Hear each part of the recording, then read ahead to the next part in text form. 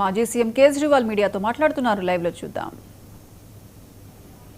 जिन्होंने एक एक कदम हम लोगों का साथ दिया, हमारी ये लड़ाई न्यायालय में लड़ी।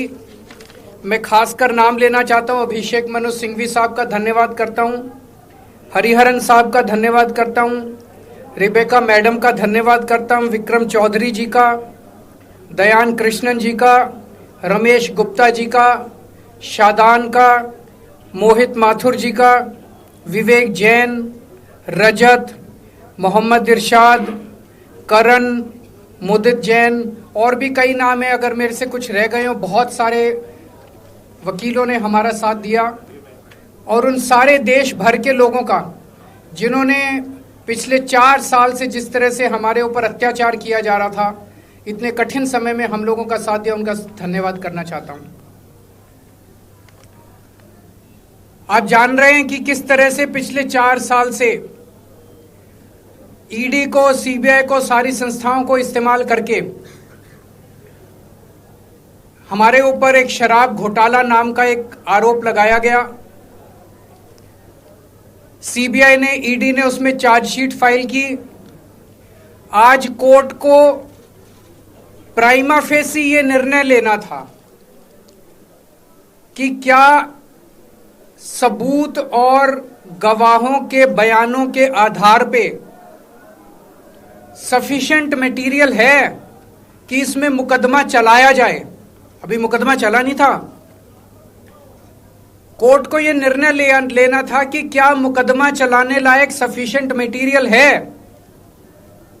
और कोर्ट ने लगभग 600 पेज के आदेश में सारे सबूतों और सारे गवाहों को मद्देनजर रखते हुए यह कहा है कि इतना भी सबूत नहीं है, इतने भी गवाहों के बयान नहीं है, एक निक्का सा भी सबूत नहीं है कि इसमें मुकदमा तक चलाया जा सके।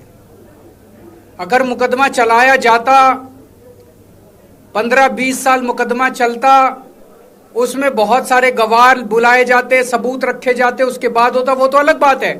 कोर्ट का यह कहना है कि इतना टुच्चा केस है, इतना फर्जी केस है, इतना बेकार केस है, इतना गलत केस है। ये मैं नहीं कह रहा, ये भाषा है। आप कोर्ट का ऑर्डर पढ़िए। ये ऑर्डर जो है ये ऐतिहासिक ऑर्डर है। कोर्ट ने कहा है कि इतना फर्जी केस है, इतना फर्जी केस है, एक भी सबूत नहीं है, एक भी गवाह नहीं है कि इसमें मुकदमा भी नहीं चलाया जा सकता। ये पूरा षड्यंत्र किसने रचा, क्यों रचा? ये पूरा षड्यंत्र 2 लोगों ने मिलकर रचा, नरेंद्र मोदी जी और अमित शाह जी। और आज उन दोनों को पूरे देश से माफी मांगनी चाहिए। उन दोनों ने मिलकर षड्यंत्र रचा कि आम आदमी पार्टी को खत्म किया जाए, आम आदमी पार्टी को बर्बाद किया जाए। और उस षड्यंत्र के तहत आजाद भारत का सबसे बड़ा और सबसे घिनौना षड्यंत्र रचा उन लोगों ने। वो देख रहे थे कि दिल्ली में वो हमें नहीं हरा सकते। वो देख रहे थे कि दिल्ली की जनता हमारे कामों से बहुत खुश है। वो देख रहे थे दिल्ली में कामों की राजनीति के आधार पे वो कहीं खड़े नहीं होते। तो उन्होंने एक षड्यंत्र रचा। जनता जानती है कि केजरीवाल ईमानदार, उन्होंने कहा केजरीवाल की ईमानदारी पे चोट करो। जनता जानती है कि आम आदमी पार्टी ईमानदारी, उन्होंने कहा आम आदमी पार्टी की ईमानदारी पे चोट करो। उन्होंने आम आदमी पार्टी को खत्म करने के लिए षड्यंत्र रचा और बोले केजरीवाल बेईमान है, केजरीवाल बेईमान है, केजरीवाल बेईमान है, केजरीवाल ने शराब घोटाला किया, केजरीवाल पैसे खा गया, केजरीवाल ने 100 करोड़ रुपए खा लिए।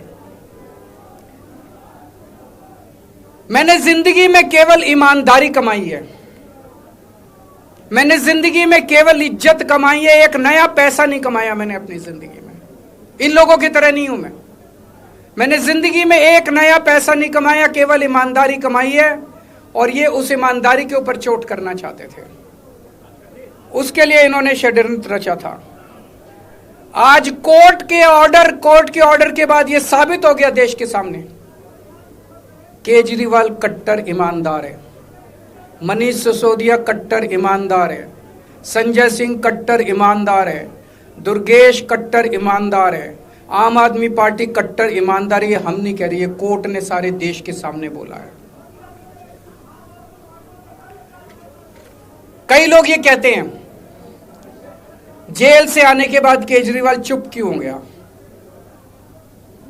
केजरीवाल गायब हो गया, केजरीवाल कहां गया? मैं कोई नेता नहीं हूं, मैं कोई पॉलिटिशियन नहीं हूं। पॉलिटिशियन को फर्क नहीं पड़ता, उनको 4 गाली दे दो, मोटी चमड़ी होती है उनकी। मैंने जिंदगी में केवल ईमानदारी कमाई है। मेरे को जब कोई बेईमान बोलता है मुझे फर्क पड़ता है। मेरे को जब जेल भेजा जाता है, मेरे परिवार के ऊपर ताने मारे जाते हैं, मेरे को फर्क पड़ता है। केजरीवाल को फर्क पड़ता है। इसलिए मैंने तय किया था कि जब सारे देश के सामने मैं निर्दोष साबित हो जाऊंगा तब तक मैं चुप रहूंगा। आज मेरे दिल से बहुत बड़ा बोझ उतर गया।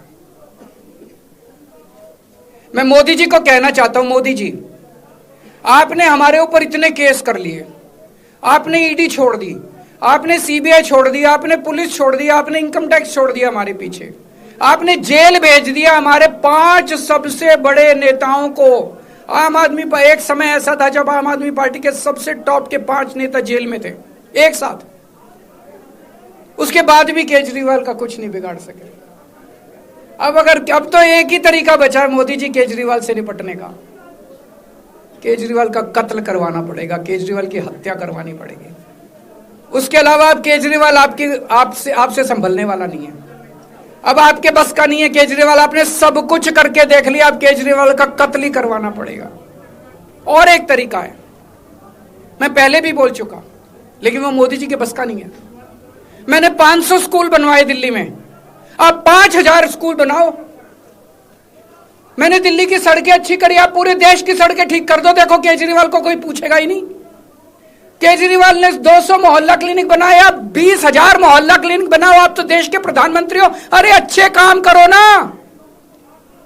वो नहीं होता मोदी जी से, वो मोदी जी से नहीं होता। मैं उनको कहना चाहता हूं, प्रधानमंत्री जी, केवल सत्ता की जो प्रधानमंत्री मोदी जी की और अमित शाह जी की सत्ता की हवस है, ये उसका नतीजा है जो ये षड्यंत्र रचा गया। और इस षड्यंत्र का मैं बहुत छोटा हूं, हमारे परिवार ने बहुत भुगत भोगी है। मैं जेल गया, मेरी मां बीमार रहती है बहुत ज्यादा, उसको अस्पताल में एडमिट कराना पड़ा, बहुत रोई मेरी मां, बहुत रोई। इनकी पत्नी मनीष सिसोदिया जी की पत्नी, उनको मल्टीपल स्क्लेरोसिस डिजीज है, सब लोग जानते हैं। जब सुप्रीम कोर्ट में केस चल रहा था, संजीव खन्ना जी ने कहा कि बहुत गंदी बीमारी है, उनके नीचे का पूरा पोर्शन काम नहीं करता और धीरे धीरे बीमारी बढ़ती जा रही है। हमारे परिवार ने बहुत भुगता है, लेकिन वो इंपॉर्टेंट नहीं है, हम इंपॉर्टेंट नहीं है, हमारा परिवार भी इंपॉर्टेंट नहीं है। लेकिन मोदी जी और अमित शाह जी के षड्यंत्र का खामियाजा जो दिल्ली भुगत रही है, दिल्ली के 3 करोड़ लोग भुगत रहे हैं, उसकी भरपाई कौन करेगा?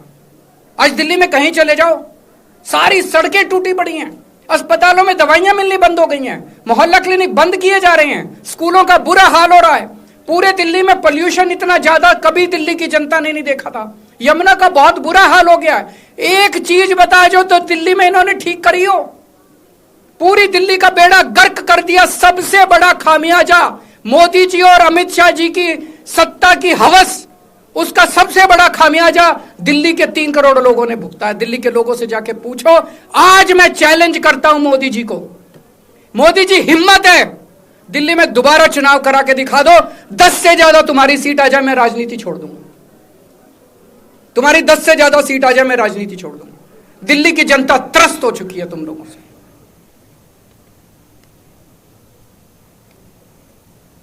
मैं मोदी जी को कहना चाहता हूं, अगर आपने सत्ता हासिल करनी है, कुछ पॉजिटिव काम करके सत्ता हासिल करो। आज देश के सामने इतनी बड़ी बड़ी समस्याएं हैं।